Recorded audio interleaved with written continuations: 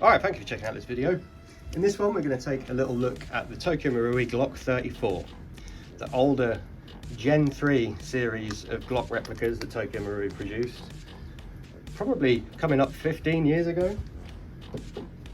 We basically want to see if, with everything else going on in the airsoft world at the moment and all the developments being made in technologies and materials and all the engineering that goes into manufacturing the newer products, are these older ones still viable options? Now, I've got and had on the channel before my Tokyo Marui HK USP Compact, and more recently the HK 45 Tactical, and both of those are still very viable options for an airsoft sidearm in this current day and age. But this one, I believe, is more older than that. So let's take a look at it. So this isn't the first Glock replica, or even the first series of Glock replicas that Tokyo Marui produced. This did have a few improvements over the earlier models, such as the enhanced slide stop and the reinforcement around potential weak points that could crack. So as you can see, there's a big metal block in here, and there's a metal reinforcement around the inside of the plastic slide. That means it has minimal flex and is reinforced around where the slide catch bites it. So when it's on an empty mag, it's catching the metal block and not the plastic part of the slide here. This is obviously very, very beneficial. Now, the polymer lower frame is very nice. It's textured really well. It is just ABS plastic, and with use and sweat and oil from your hands will likely go a glossy color. But as it comes new, and they're still manufacturing these with the same techniques and principles as they always did. They haven't updated their plastics and stuff to their later manufacturing processes with the Gen 5s and the SIGs and M17s. So they're still doing things the old way that they did on these pistols originally. But it is very, very nice. The texture is really nice. It's not like that heavy nylon reinforced polymer that real Glocks have, but it is quite nice. It's textured nice and it's finished really nice. And inside there's more metal reinforcement. So you've got a metal plate here, metal rails that the slide rides along, and then all your hammer and trigger bar assembly and stuff like that. The hammer has a roller, but this is a pretty standard Gen 3 Tokyo Marui Glock lower. The slide still has the older, smaller nozzle, I believe. They hadn't updated the nozzle to a larger capacity of the hard kick one that they were doing from the Gen 4s, and I think even the Gen 3 Glock 19 onwards. But even with that, it's still very, very snappy, very poppy and kicky, and performs really, really well. So if we take the magazine it comes with, squirt a bit of gas in.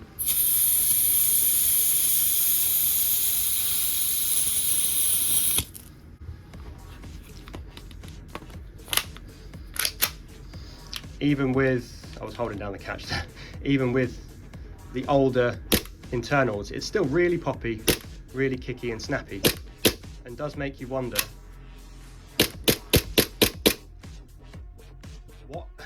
how much better could it get with the Gen 5s?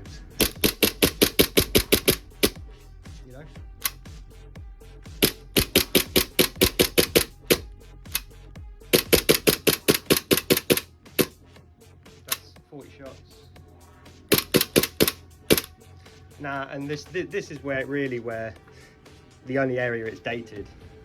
I think you can get about 2 mags out of it. We'll try it again with the other one. Right, we'll just top up the mag with some green gas.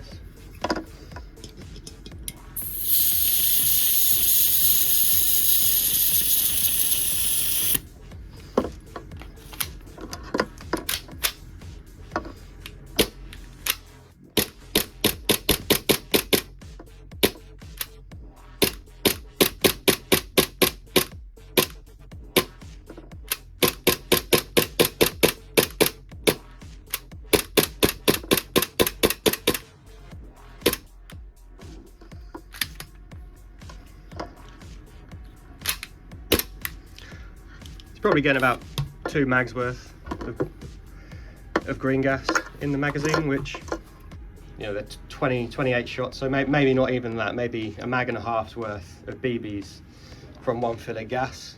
And for the time that this pistol came about and the old tech that it has that makes it up, I think that's actually pretty good. Is it viable? Yeah, as a sidearm, yeah. It has all of the benefits that all the plastic slided Tokyo Marui pistols have. You're just gonna have to maybe have a few more magazines than on your Gen 5. So I've got it here. The other magazine that I have is for the Glock 22. The reason why I went with one of these is because they're quite plentiful. You find these, they come with the extended +2 base plate, and they are of that later mag design with the screw in the bottom and not the pins going through here. And I kind of prefer that. I do want to get some Gen 5 mags for it as well, because they do hold a bit more gas. But overall, for now, I'm happy with these. They're quite cheap and plentiful, easy to find, and as I said, they come with the +2 base plate. Now you can get real +2 base plates. They do fit, but you have no retention. It will not fall off. It will get stuck at the end there slightly, but you do risk losing it, so you do need to fashion something for in here to help retain it. But it works, it looks good, and it means you can run a real base plate on your magazine. Just got to be careful you don't knock it off. Okay, 0.25 gram BBs and green gas.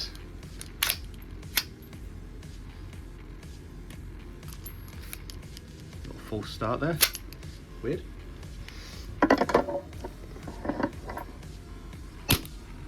Very snappy.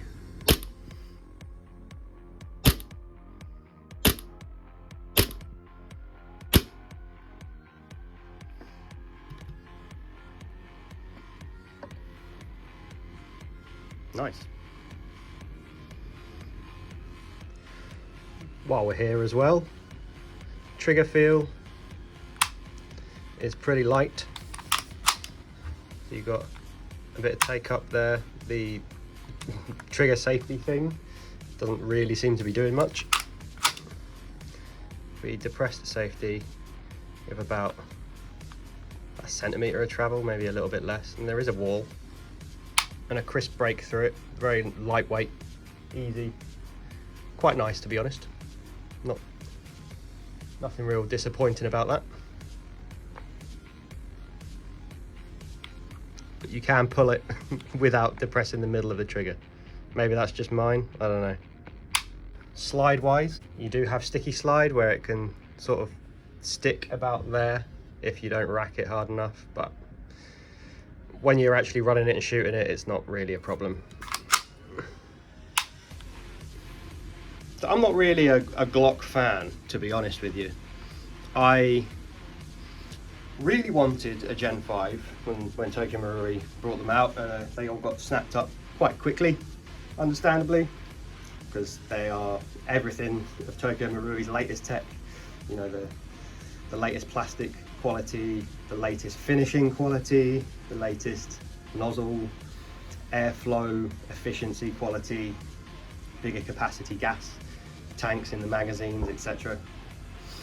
And I wanted one for that reason. And the more I looked at them and researched them, and the longer I couldn't get one for a reasonable price, because they all started getting sold on the second-hand market for quite some markup. The longer that went on, the more I looked at Glocks, and the more I went, oh, I do kind of actually want a Glock again. I used to have a HFC HG185, and that actually was surprisingly very good. I do kind of want to get one of those again and see if I can make it last as long as it did. I had it for 6 years, had no breakage, no problems with it at all. Even the magazine stayed gas tight, and sold it on. It was, you know, working fine, and that was pretty cool from a really cheap pistol. I think that you can get them for about 70 quid. That was a plastic slided one, not the metal slided one. So I used to have one of those, and then I had a KJW Glock 26, which was really cool, tiny little pocket pistol, plastic slide again, and that was important because the magazine was tiny and didn't hold much gas at all, so having the plastic slide was definitely beneficial for it being actually somewhat usable. But I haven't had a Glock for a long while. I'm not really into Glocks. The more I wanted the Gen 5 and looked at them, the more I wanted one again, and sort of started to like and appreciate its simplicity, its lines and the shape of it. But I didn't just want a 17. If I can't get a Gen 5 17, I don't just want to get any old 17. I was looking at the Gen 4s for a little bit as well. I do quite like the texturing on them. But I'm a bit more old school in my tastes. I prefer the Gen 3. I prefer the Gen 2, to be honest, without the light rail and without the finger grooves. And I may get a Garda frame for this that is like that at some point, but I do like the ability to mount a flashlight, and I do like that a Surefire X300 comes up nearly flush with the slide of a 34. And if I can't get the Gen 5 17, I'll look at something else, and went for the 34. I really like the 34. As I said, I like how an X300 comes flush to the end with it. I like how it's got a bit of a 1911-y vibe, and that was kind of the point of it, you know, it's developed for competition more than anything. With the 17L, and then competition rules meant that they had to shorten it a bit and made a 34. It does have some nice adjustable sights, the 34 as well, because again it is a competition sort of target pistol. Saw some use with like special forces in the global war on terror. They were, you know, issued 34 and 35 slides for their 17s and 22s. And what I really like is that, you know, you've got this big port up here. Well, it's not really a port, it's just a cutout in the slide to help lighten it a bit. And it just gives it a bit more of an interesting dimension. It's not as blocky as a 17 or a 19, and it's where they really introduce this beveling around the muzzle. So aesthetically, I prefer the 34 over anything else. If Marui did a Gen 5 34, I'd probably get one of those, but I'm probably going to steer clear of Glocks for a while now until someone does a Gen 6, because I think the Gen 6 looks awesome. With the 22 mag, it is marked 40 Smith & Wesson. I'm not really too bothered about that. They're the same. They do the same thing in AIRSOFT. It doesn't really matter. Yet to use it in a game and really put it to the test, but first impressions, this thing absolutely rocks. I think it's rock solid.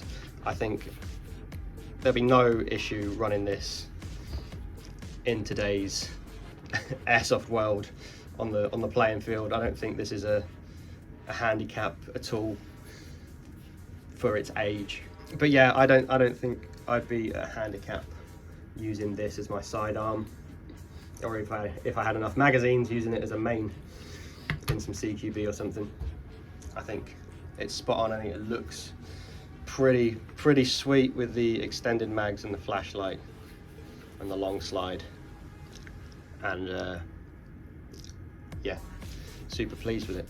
Got some nice markings, obviously. Tokyo Marui, Glock 34 Austria, the Glock logo there. You get the Glock logo on the real mags, obviously, but also on the Tokyo Marui extended base plates, you do get the Glock logo there as well. You got the Tokyo Marui markings down there. No, up here, sorry. Got both. And then some 9x19 on the barrel, and some manufacturer markings there. Very good, very nice quality pistol. Now, I saw this, I was just looking on the Asia websites one day to see if anyone had a Gen 5 in stock, and I came across this on 6mm, so in Asia, for £76. Brand new. It came without a box. I wasn't aware that it was going to come without a box and the manuals and stuff like that. I do like those bits and bobs that you get with the Tokyo Marui. I think it adds to the value and the experience of going with Tokyo Marui and going for such a high quality product. but it did come without the box and stuff, and the slide has a couple of marks on it there that you can see. But even like with the postage, it was only like 90 quid, and that was pretty awesome. I thought that was a really good deal for a new Tokyo Marui. It looks like it might be ex-demo, or like the box got damaged so they had to sell it for cheaper or something, maybe, I don't know. But overall, I'm very happy with it.